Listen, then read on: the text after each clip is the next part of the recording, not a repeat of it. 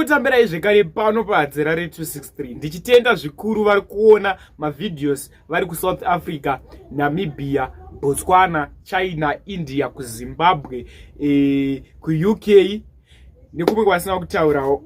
Varipo vazhinji vakataura nyika dzavari kuona mavideos vari kupi. Muri kuona mavideos aya muri kupi? Maupdates ari kusvika zvakanaka here kubva pano paHadzira 263? Masaisai ari kusvika zvakanaka here?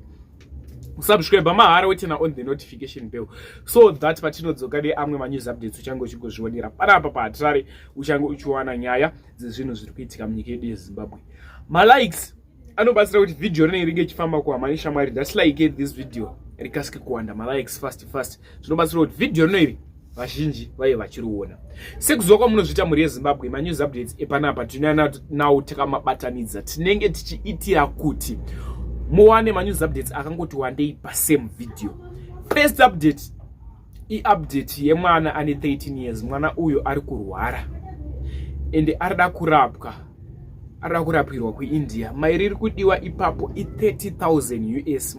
Ndatingona matei kuna Mwari kuti zvese zvinoita Mwari vanoona, Mwari vanoporesa. So zvanichaita da kuisa video rake mumunzwe iye achitaura. Usaskipe this video hatisati tapedza, zvinosivisa zvinorwadza. Mwana uyu ndatimuiseyo kuma prayers akasike kurecover, akasike kupora, ende mari iri kudiwa inge yawanikwa inosvika 30,000. So vachada kubatsira mwana uyuyu, panchaisa video rake nchaisa namba idzodzo hadzisi dzangu, inhamba dzekuti varida kubatsira vaya vanokwanisa kutumira EcoCash ipapo. Ndichaisa nezita rachona zvese paachataura mwana uyuyu. Vadikani, sevana veZimbabwe tinoziva tine one love, tinoziva tine mweya wekubatsira, hatina utsinye. Paunapo ipapo panotopfudza chimwe chikamu.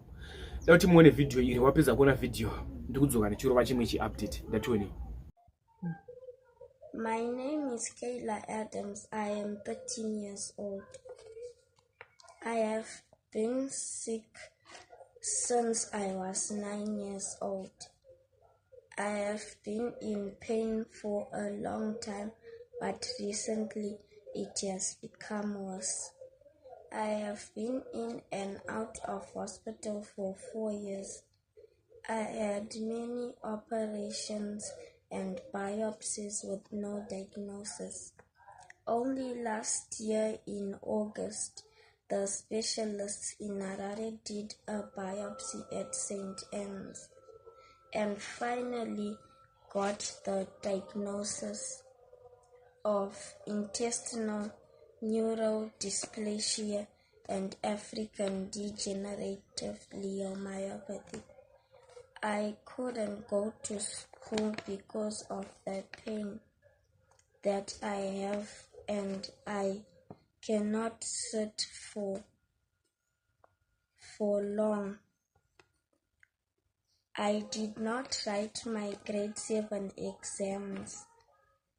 I am tired of being sick and being in hospital all the time on drips and injections.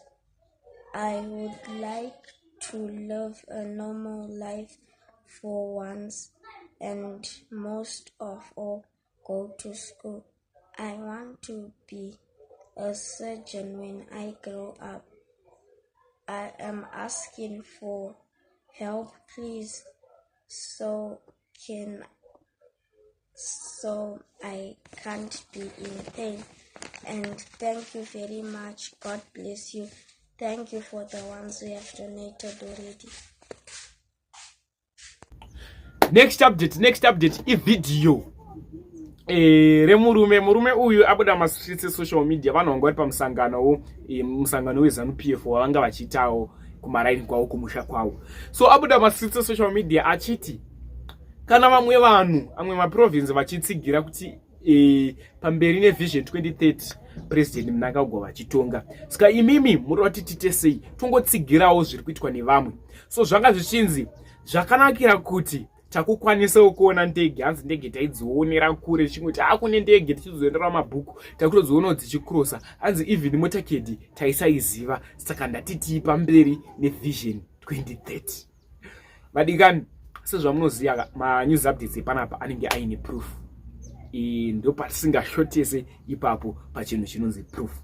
So da kusiyai muchiona video remurume uyu achitaura kuti hanzi Motorcade taisatoiziva saka pamberi nevision 2030 vamunangagwa vachitunga. So da kusiyai muchiona video pedza kuona video levanonzwa chirova last update ndatoenda this video zvipikisa sani wangu kana 10 maprovince achiti vision 2030 yakanakira president kweni ndorambawo sani ndiri kutaura nemidlands. Isi tisu varidzive munhu tinofana kuti titsigire mabasa makuru anoitwa nemutungamiriri wenyika. Ati ndizvo isi tikasavaroverera maoko vanorovererwa nani. Maprovince anofana kutevedzera isisu nokuti tisu muri varidzive vemunhu. Anditi maona manje vedu we ndorambokuudzai former president vaiva kwaZimbabwe. Anditi ndizvo tayari tisingatozivi kuti chionzi Motorcade chii. Kana ndege taingoti tsoro tichidarika ikona takudzionawo muno nokuti tiri mumidlands. Ani munobaona baba saka totofarira izvezvo chete because ndo zvatiri tatowanawo mukana wokumbotungamirawo nyika yose havasi ivo vari. Next update ividhiyo remurume abuda achiti geza idofo.